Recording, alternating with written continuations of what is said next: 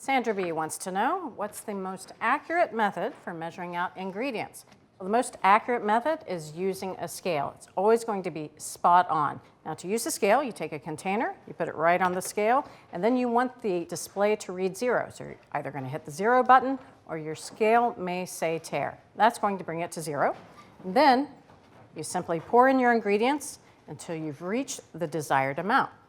Now, what do you do if you don't have a scale? Well, you can use what the test kitchen calls a dip and sweep method. Very easy to do and kind of self-explanatory.